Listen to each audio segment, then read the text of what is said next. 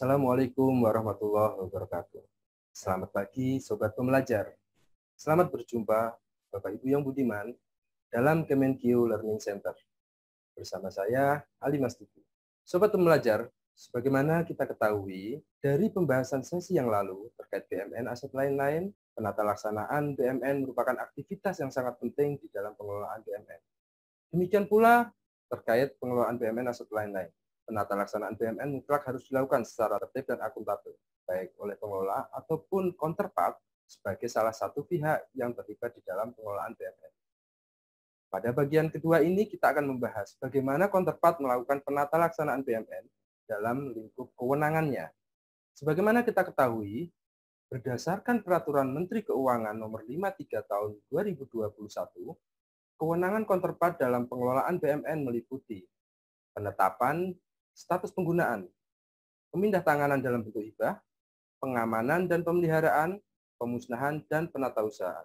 Sobat semuanya, setelah ditandatanganinya berita acara penyerahan BMN kepada counterpart, selanjutnya counterpart wajib melakukan pembukuan atas BMN aset lain-lain yang diterimanya.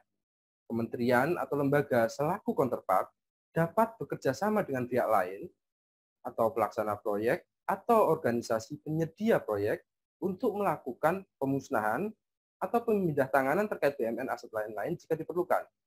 Selanjutnya, perlu dilakukan penetapan status penggunaan oleh pengguna barang untuk BMN aset lain-lain yang akan digunakan di dalam penyelenggaraan pemerintahan. PSP dapat dilakukan dengan pertimbangan diperlukan untuk penyelenggaraan tugas dan fungsi kementerian atau lembaga, atau jika diperlukan untuk dioperasikan oleh pihak lain dalam rangka menjalankan pelayanan umum sesuai tugas dan fungsi kementerian atau lembaga. Setelah adanya penetapan status penggunaan inilah, barulah aktivitas lain terkait BMN aset lain-lain bisa dilakukan oleh counterpart sebagaimana pengelolaan BMN secara umum. Selanjutnya, penetapan status penggunaan ini dilakukan oleh pengelola BMN aset lain-lain untuk BMN aset lain berupa tanah dan atau bangunan yang ditetapkan oleh Direktur Jenderal atas nama Menteri Keuangan.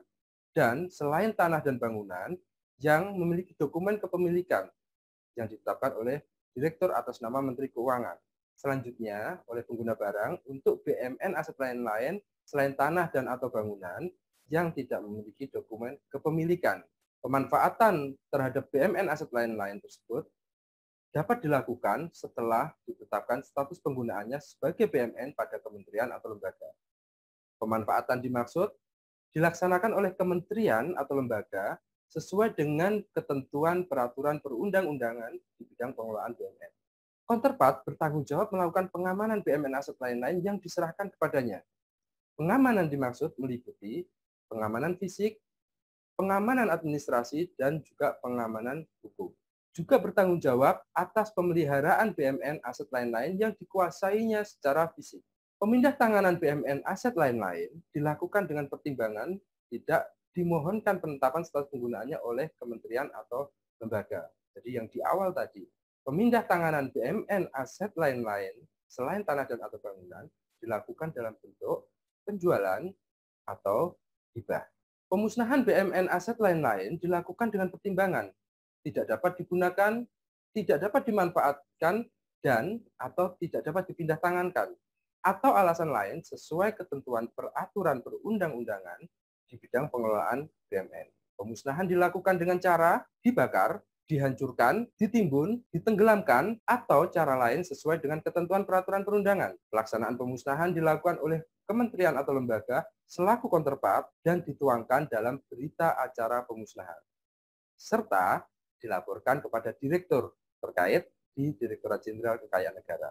Paling lama 10 hari kerja setelah pelaksanaan pemusnahan.